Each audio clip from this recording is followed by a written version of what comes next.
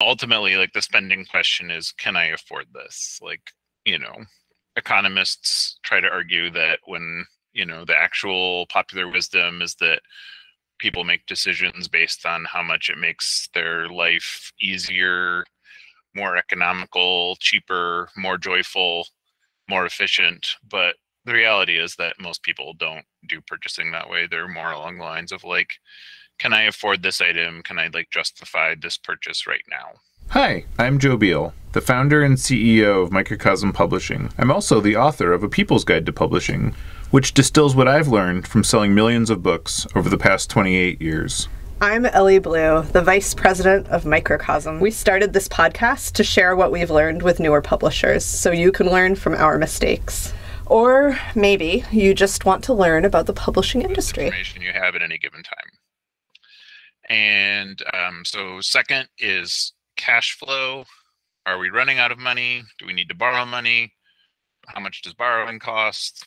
When are we going to have more money? Where's that money coming from? Do those people pay on time? Questions like that, fun questions. Well, kind of sarcastic there.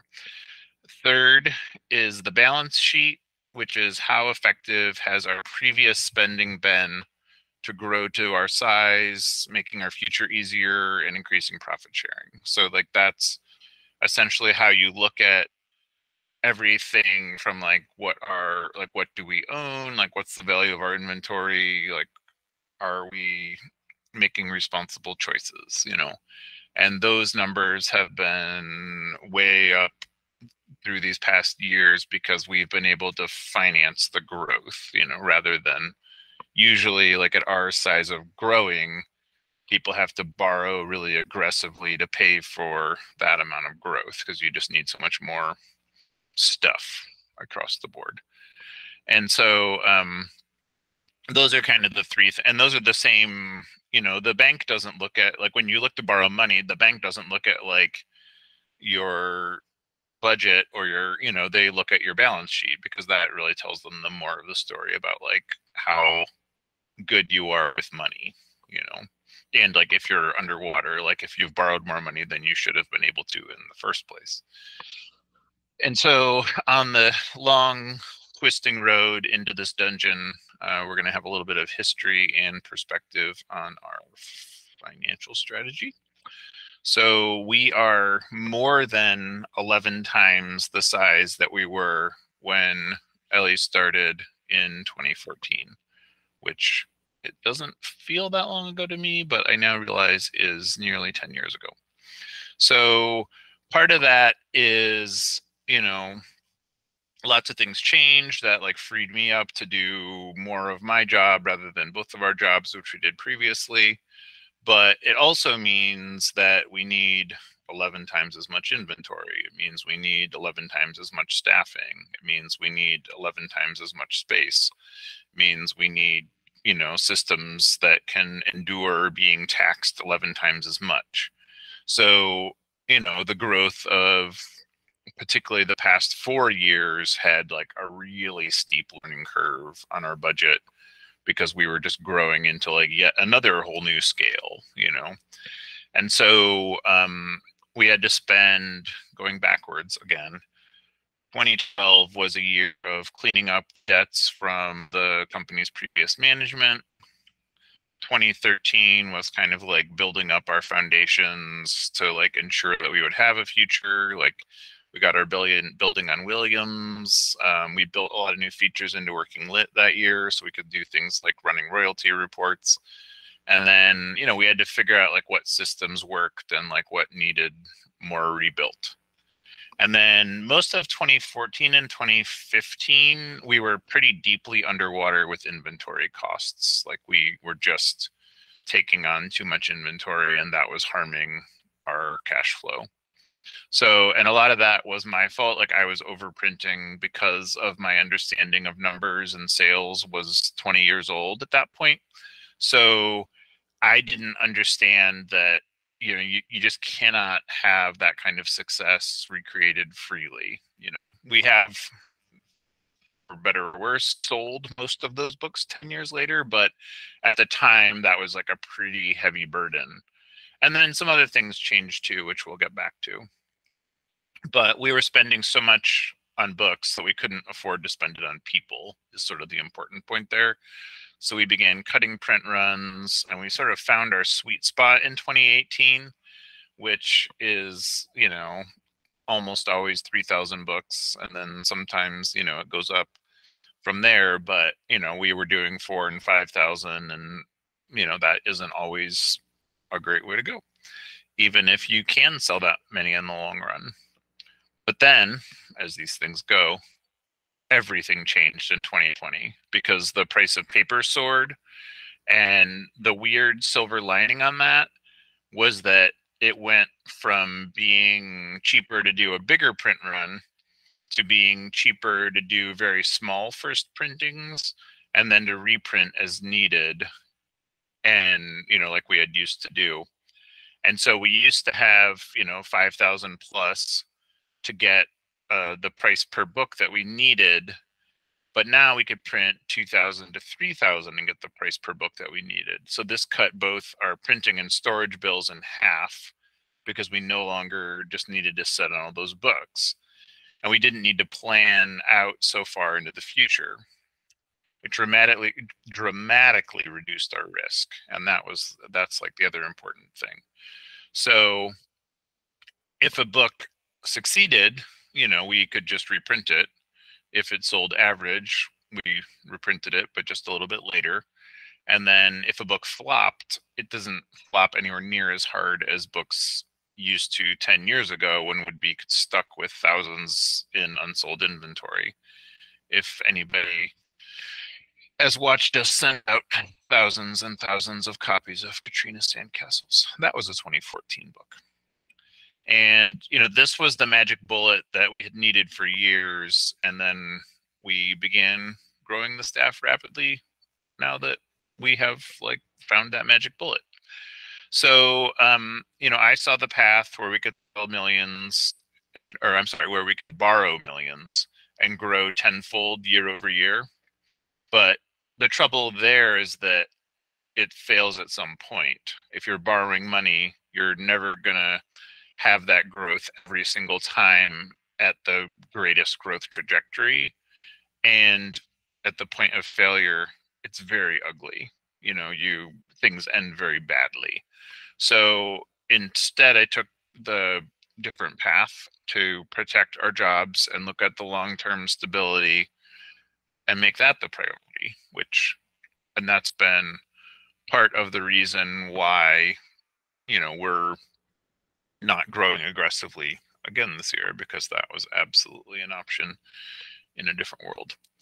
So, we fought growth this year in order to grow our systems into our current sales, and then to finish paying off the costs implicit in this growth and, the growth of the last 3 or 10 years, depending how you look at it.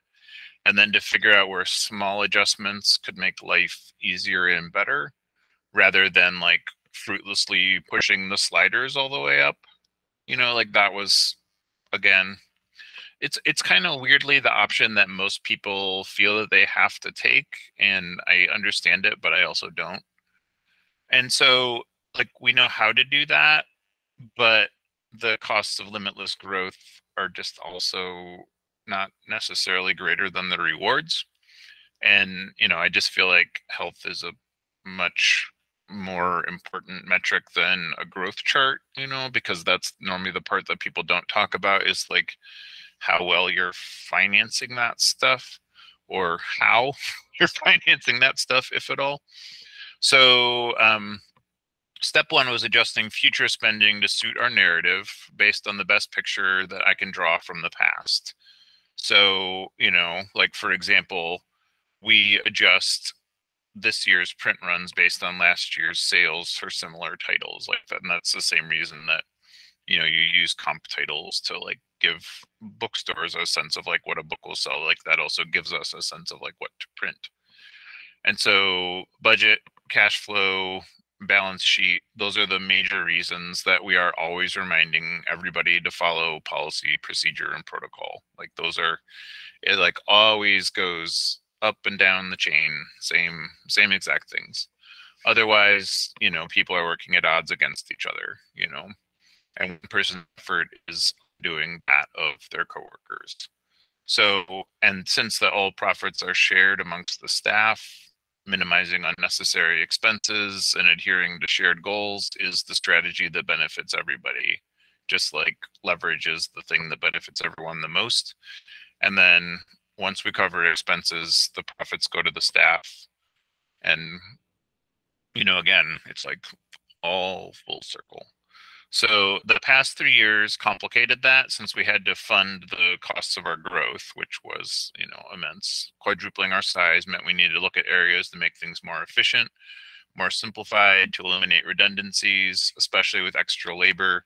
So that's why we ended up having to restructure a bunch of different departments. That's why we had to, create things like leveling. So people get promotions and raises equally and fairly, so it's like everything is, makes sense. And, it's not like somebody is rewarded for asking for more. It's based on, the same metrics apply to everybody equally.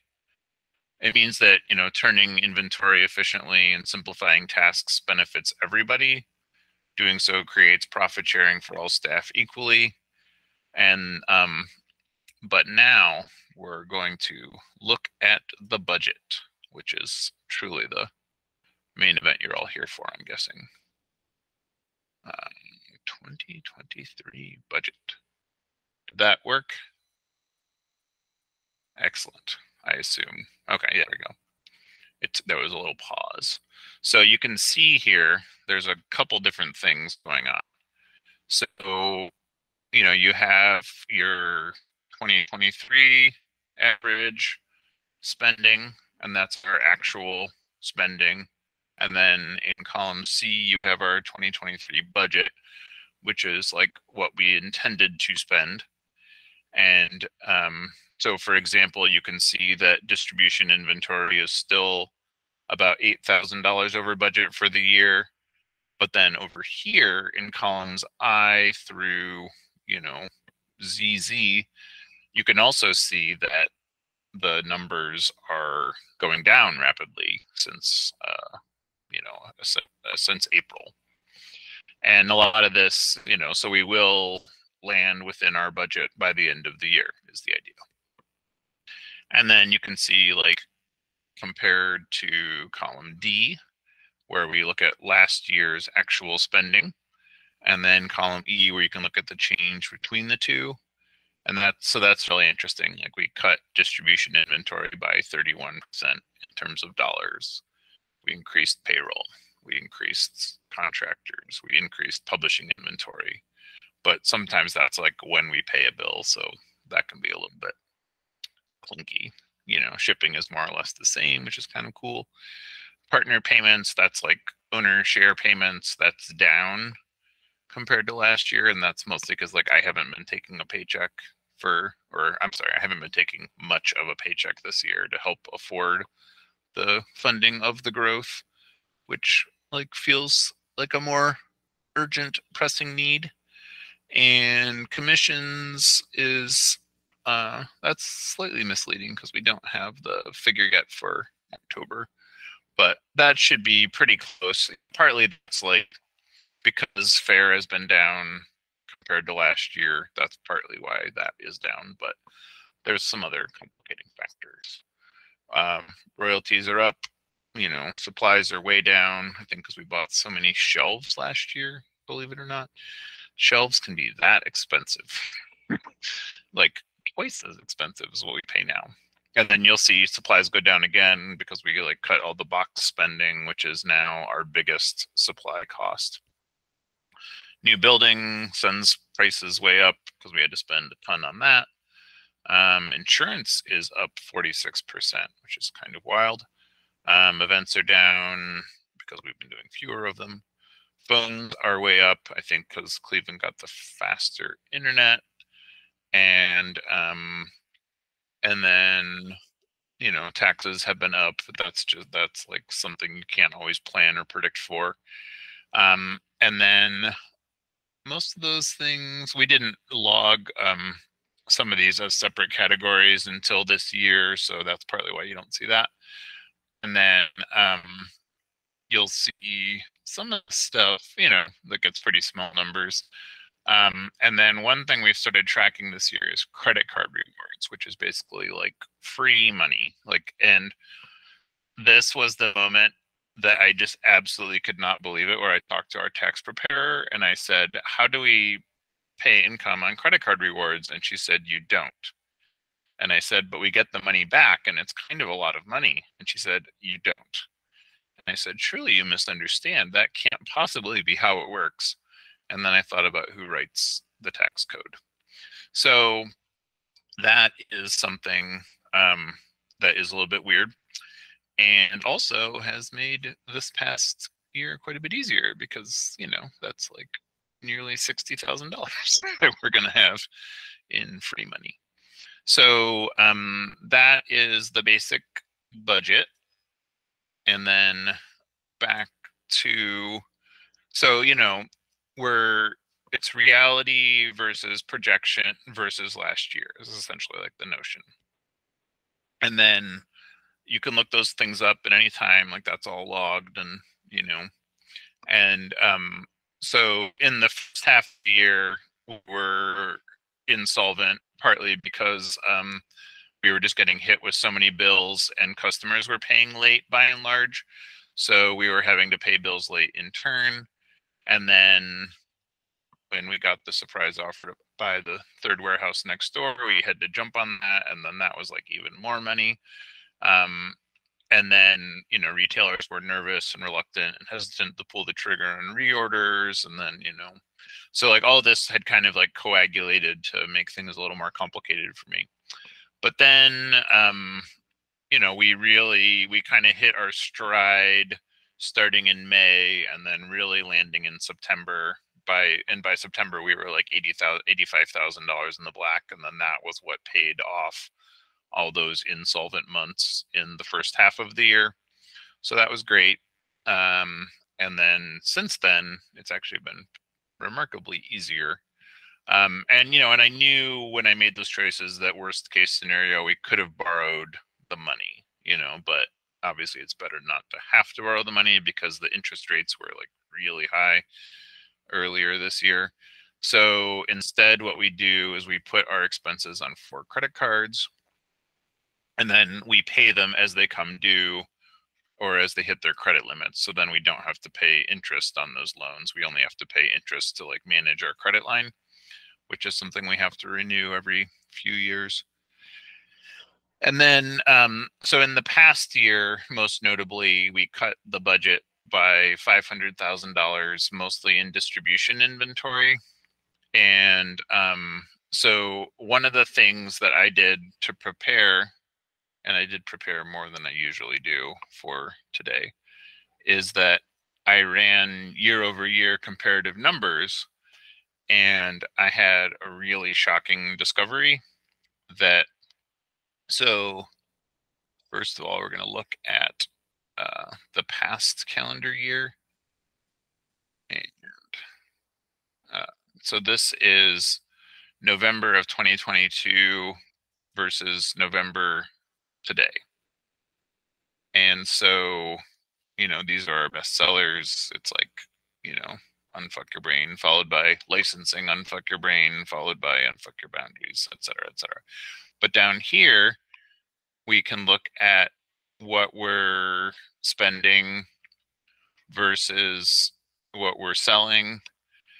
And that compared to the, oh, no, when I change tabs, it doesn't change tabs. When I looked at the comparative year over year, I had an even more shocking realization, which is that we cut we cut $577,000 out of distribution inventory. So what the math that I created says is that, so that should reduce our sales by that amount plus the $15,000 in profit that, spending $500,000 creates about $15,000 in profit, which is like a very depressing, proportion, because we make 3% on those sales.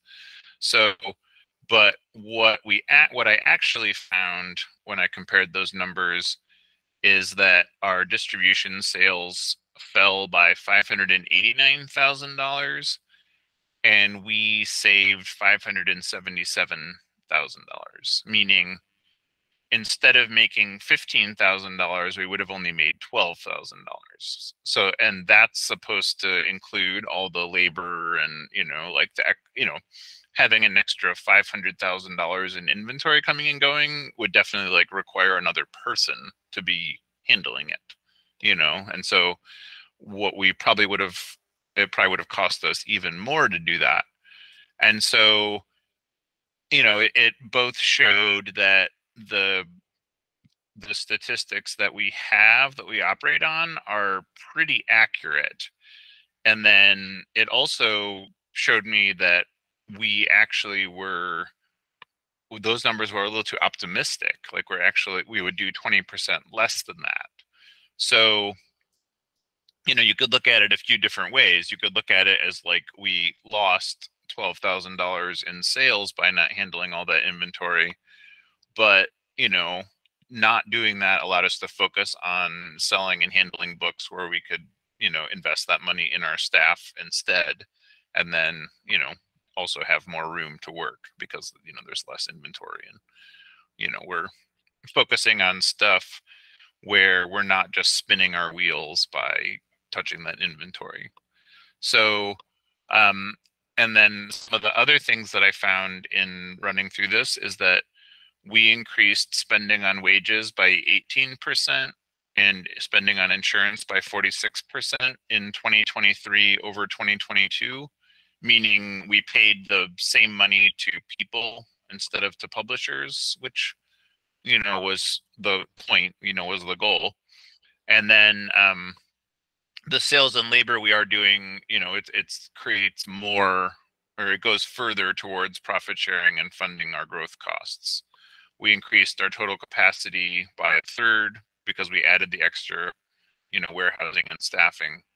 And then, we know that obviously, like if you buy less inventory, if you have fewer books, you're going to sell fewer books. Like that's sort of a, not a surprise. But we didn't know the actual negative net sales until I realized that that experiment had kind of shaken out in real time, like almost exactly as we had intended to, which, it is always surprising when you do something and then it works out almost exactly.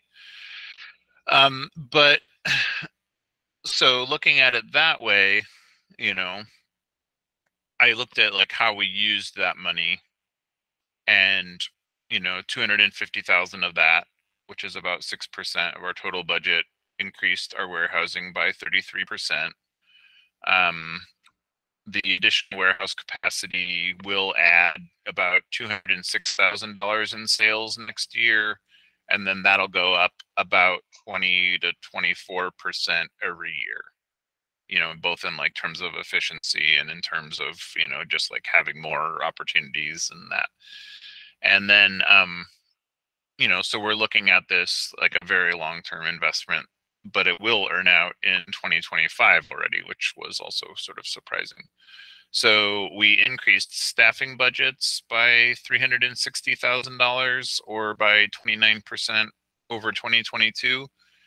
And that's because when we ran the evaluation, we found that each additional marketing person creates $104,000 in sales, which was kind of shocking. Like again, that's much better than the amount of that's much better than like what you get out of buying $500,000 worth of books. So, and I think this is kind of like the way that you'll hear this a lot, that like in the industry, it's like the people that make the industry. And a lot of this is just because it's like a person can make a book seem a lot more compelling than a price can. is something that has been tossed around a lot. So, again, it's like as long as staff are working towards the same goal and using the systems well, each person adds value and profit sharing for everybody, which has, been really interesting. And, so we realized that we could spend this money, if we moved all of this $500,000 into people, we could create, an additional $540,000. But again, despite that being the simplest path to increasing wages, the real problem there is that like when you like push anything on overdrive, you're essentially like creating risk. So to mitigate that, and then we didn't want to implode by factors changing before we could implement it. So we're hiring one new person this month, and then we'll see the net benefits of that, and then we'll see what that adds in required inventory. We'll see what that requires in like material handling, and then we build our way up gradually rather than having to do it all at once. So the reality is that some more inventory will be needed, some like more, because we don't want to recreate the problems of 2014 all over again. We want to do everything incrementally, because otherwise we would be needing an entire another warehouse for receiving. So it's like preventing the vicious cycle from creating the constant need for funding growth, because growth could be the most expensive thing. So for example, when the Cleveland warehouse was filling up much faster than it was supposed to, because, again, we didn't expect sales to explode in the way they did in 2021. And then we found out that we were like, oh, the more inventory we have and the more people we have writing about books, the more books we sell. And then the more books we sell, the more space we need. And we're out of room. So in February, we cut initial buy of new title from 24 copies to 12 copies. That was like a collaboration with the warehouse staff. And then in July, we cut that further from 12 copies to 6 copies. So that's every new book that we've never sold before. We get 6 copies. But part of that is we're getting 8 new titles per purchase order instead of 4. And so it helps like our dimensionality, because rather than just buying like 4 new witchcraft books or whatever, and we're getting a wider range of newer titles. So we're looking at like, oh, okay, if we get stuff that's peripherally adjacent to what we are already selling well, then we sort of know that it will take. And if it doesn't go over, or if it goes over kind of slowly, then it's not a big deal, because we're not spending a ton of money and we're not taking up a ton of time or space. So that's been sort of a winning strategy for us. And I apologize to the marketing department who gets the brunt of that, but has been doing a fantastic job of, we went from, I think there was like 500 titles in the data backlog, and now we've been holding steady for quite some time now. And again, that's like all to increase the like diversity and range of like what we do, and then creating more opportunities. So it's a little too soon to make like great Jostradamus predictions or proclamations, but it seems like buying 8 new titles and 6 copies of each is working. So, even with this like really uncertain year, we're still adding over 140 new stores per month. And the gift sales have begun tipping back up. We're up 5.5% over last quarter. The sales team increased in-house sales by $17,000 year to date over last year, despite, this being like a weird year. And then, we are maybe an outlier in just about every way, is an important thing to keep in the back of your mind always.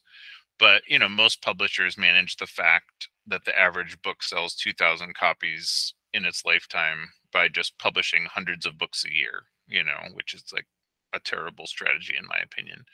It's a fool's errand. It's just like throwing stuff at the wall and then recycling everything that lands on the floor. It's super expensive. It's super wasteful. It's like damaging to the marketplace. It's very good for printers, but it like sucked up a lot of the paper. And the opposite example is Marianne Cole, who started Bright Ring Publishing. She publishes literally one book per year, each of which has sold over 100,000 copies under when she was running the company. I don't know if that's still true. She has since retired and sold the company. And like this is obviously like a superior model to publishing hundreds of books that like may or may not sell any. But even then you're going to see like deflating sales over time. So like that's why we focus on things that don't have a shelf life, that are essentially like an evergreen, in terms of like their appeal. So for now, our most solid plan is the same thing we've been doing, publishing about 40 books per year, knowing that each one will sell about 2,000 to 20,000 in their lifetime.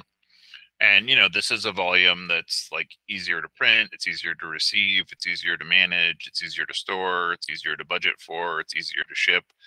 And, these costs did go up 14% this year, but you'll see this abate, plateau, and shrink a little bit in 2024, partly as like we've been negotiating on prices, and partly as like, we've been managing print runs somewhat more aggressively for space and spending reasons.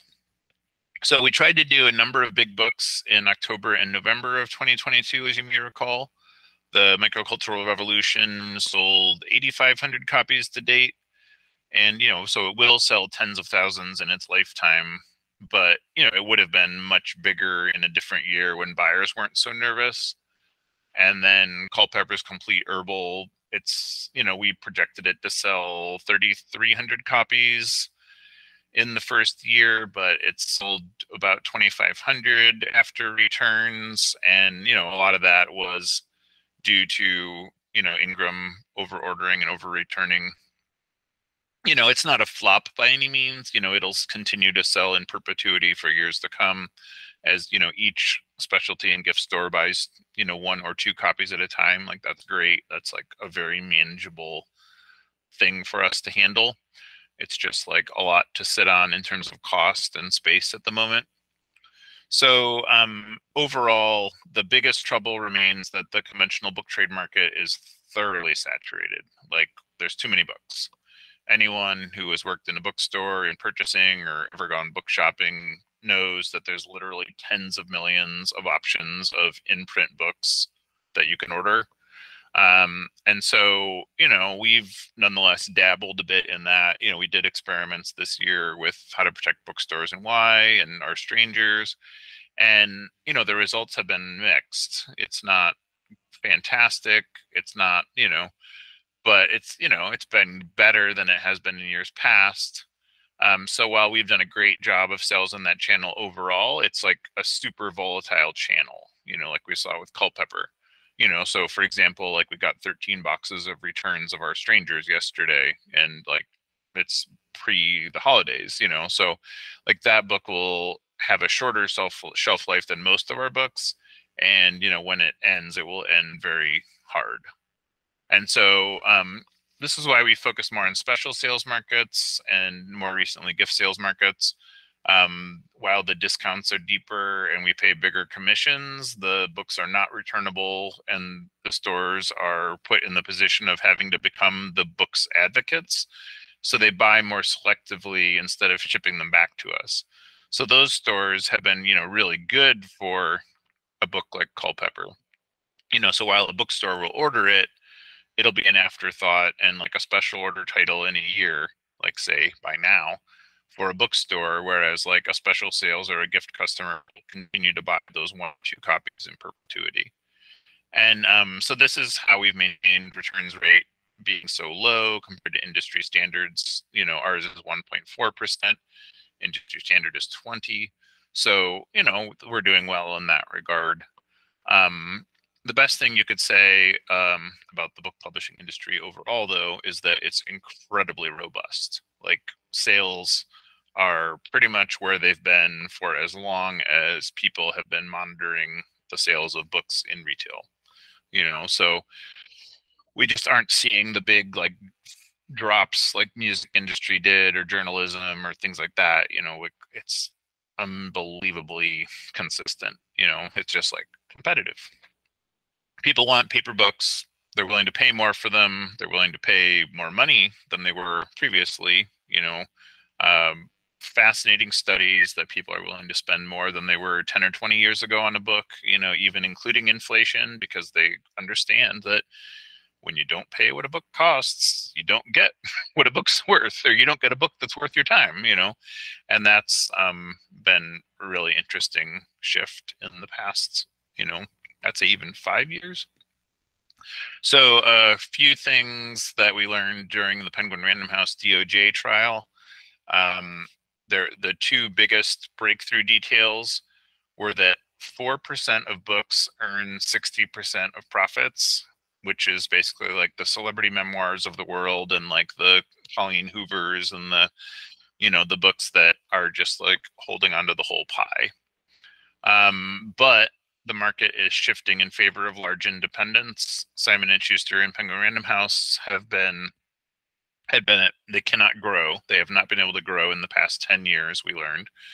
The only way they can grow their market share at all is by distributing independent publishers, which I found completely fascinating. And then the major revelation that we saw from BookScan, who monitors book sales from publishers that choose to be included during the pandemic, is that the largest 100 publishers who are independent, so smaller than the big five, but the bigger independents, this may or may not include us. Like, we don't know, we don't submit data to them, so we aren't entirely positive.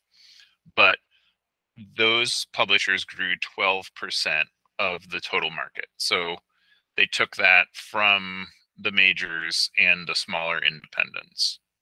And though at the same time that we don't know, it seems very likely that we are within that, because we grew 400% during that period of time. So it is very likely that we saw that demographic shift. That means that like what we're doing is correct. We should keep doing what we're doing and take opportunities as they come, rather than make risky moves or desperate, rash decisions.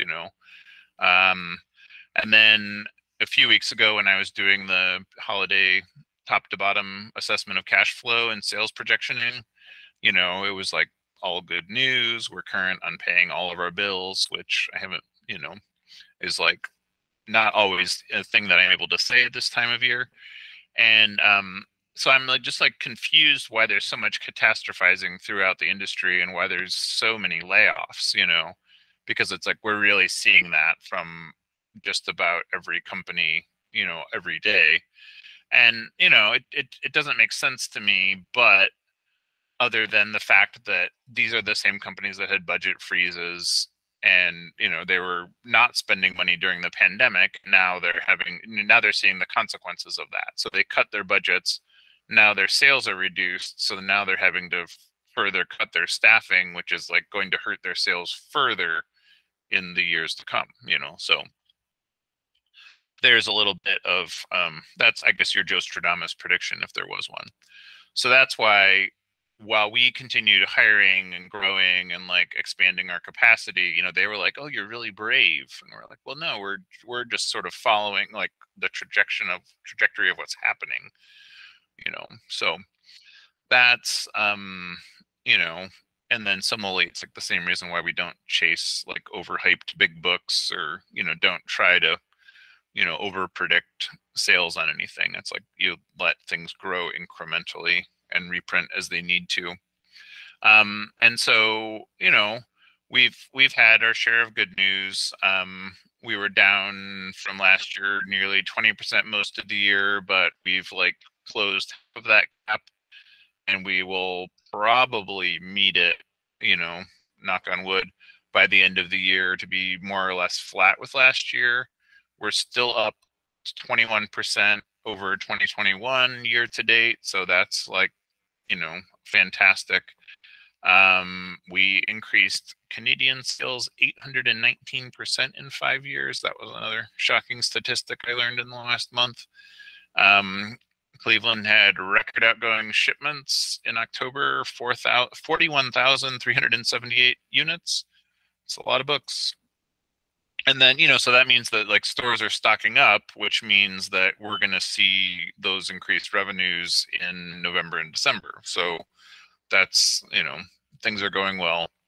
But that's the major reason why daily habits, protocols, best practices are so important to adhere to, is that like that's how everybody else knows that their coworkers can be relied upon, that like things are working, that policies and decisions like have a purpose, to support the rest of the teams and coworkers, and that's everything from like orders entered into, prompt reprints in our system, to setting up the most valuable titles most prominently at events, to like shipping orders in the sequence of their dates so we can get paid based on those shipment dates, to getting books edited and laid out in the correct sequence to like support what we know will be the biggest titles of next season in those schedules.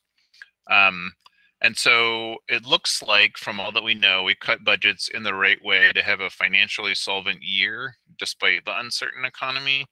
And, more importantly, we're still going to see consistent sales, I think, despite those budget cuts, which is like, that's been really interesting too. Industry did, or journalism, or things like that, it's unbelievably consistent. It's just like competitive. People want paper books. They're willing to pay more for them. They're willing to pay more money than they were previously. Fascinating studies that people are willing to spend more than they were 10 or 20 years ago on a book, even including inflation, because they understand that when you don't pay what a book costs, you don't get what a book's worth, or you don't get a book that's worth your time, and that's been a really interesting shift in the past, I'd say even 5 years. So a few things that we learned during the Penguin Random House DOJ trial. The two biggest breakthrough details were that 4% of books earn 60% of profits, which is basically like the celebrity memoirs of the world, and like the Colleen Hoovers, and the books that are just like holding onto the whole pie. But the market is shifting in favor of large independents. Simon & Schuster and Penguin Random House they cannot grow. They have not been able to grow in the past 10 years, we learned. The only way they can grow their market share at all is by distributing independent publishers, which I found completely fascinating. And then the major revelation that we saw from BookScan, who monitors book sales from publishers that choose to be included during the pandemic, is that the largest 100 publishers who are independent, so smaller than the big five, but the bigger independents, this may or may not include us. Like, we don't know, we don't submit data to them, so we aren't entirely positive. But those publishers grew 12% of the total market. So they took that from the majors and the smaller independents. And though at the same time that we don't know, it seems very likely that we are within that, because we grew 400% during that period of time. So it is very likely that we saw that demographic shift. That means that like what we're doing is correct. We should keep doing what we're doing and take opportunities as they come, rather than make risky moves or desperate, rash decisions. And then a few weeks ago, when I was doing the holiday top to bottom assessment of cash flow and sales projectioning, it was like all good news. We're current on paying all of our bills, which I haven't, is like not always a thing that I'm able to say at this time of year. And so I'm like just like confused why there's so much catastrophizing throughout the industry, and why there's so many layoffs, because it's like we're really seeing that from just about every company, every day. And, it doesn't make sense to me, but other than the fact that these are the same companies that had budget freezes and, they were not spending money during the pandemic. Now they're seeing the consequences of that. So they cut their budgets. Now their sales are reduced. So now they're having to further cut their staffing, which is like going to hurt their sales further in the years to come, so there's a little bit of that's, I guess, your Joe Stradamus prediction if there was one. So that's why, while we continued hiring and growing and like expanding our capacity, they were like, "Oh, you're really brave," and we're like, "Well, no, we're just sort of following like the trajectory of what's happening," So that's and then similarly, it's like the same reason why we don't chase like overhyped big books, or don't try to over predict sales on anything. It's like you let things grow incrementally and reprint as they need to. And so, we've had our share of good news. We were down from last year nearly 20% most of the year, but we've like closed half of that gap, and we will probably meet it, knock on wood, by the end of the year to be more or less flat with last year. We're still up 21% over 2021 year to date. So that's like, fantastic. We increased Canadian sales 819% in 5 years. That was another shocking statistic I learned in the last month. Cleveland had record outgoing shipments in October, 41,378 units. It's a lot of books. And then, so that means that like stores are stocking up, which means that we're going to see those increased revenues in November and December. So that's, things are going well. But that's the major reason why daily habits, protocols, best practices are so important to adhere to, is that like that's how everybody else knows that their coworkers can be relied upon, that like things are working, that policies and decisions like have a purpose, to support the rest of the teams and coworkers, and that's everything from like orders entered in, prompt reprints in our system, to setting up the most valuable titles most prominently at events, to like shipping orders in the sequence of their dates so we can get paid based on, those shipment dates, to getting books edited and laid out in the correct sequence to, like support what we know will be the biggest titles of, next season and those schedules. And so it looks like, from all that we know, we cut budgets in the right way to have a financially solvent year despite the uncertain economy. And, more importantly, we're still going to see consistent sales, I think, despite those budget cuts, which is like, that's been really interesting too. When you have a performance goal versus a data metric, that means you don't need to say you need to do more, or you need to do better, or you need to be more efficient, because you can more or less predict the future all the time. So, and like I would like to think that creates less stress and less pressure, though everybody kind of has a pretty everybody has a certain amount of expectation and damage that come from with former employers, is sort of the thing all the time. This is why we rely on everybody individually, and why we divide the spoils from the dungeon crawl equally, so that everybody benefits when we have a boom time. But I will also give you your additional homework, which is that for 2024, I want you to pay attention to and come up with metrics and data points that we should be measuring. Like, what would be the information that would make your job faster, easier, or more efficient? What should we be measuring? And so each day as you do your job, think about that, and please send me your ideas. Thanks for joining us once again. Please send your questions to podcast@microcosmpublishing.com so we can answer them on future episodes. And please give us 5 stars on iTunes and everywhere else that podcasts are reviewed. You can find us on the internet at microcosm.pub, on Twitter at Microcosm, on Facebook at Microcosm Publishing, on Instagram at Microcosm_pub, and here in Portland, Oregon on North Williams Avenue. Thank you so much. Have a wonderful week.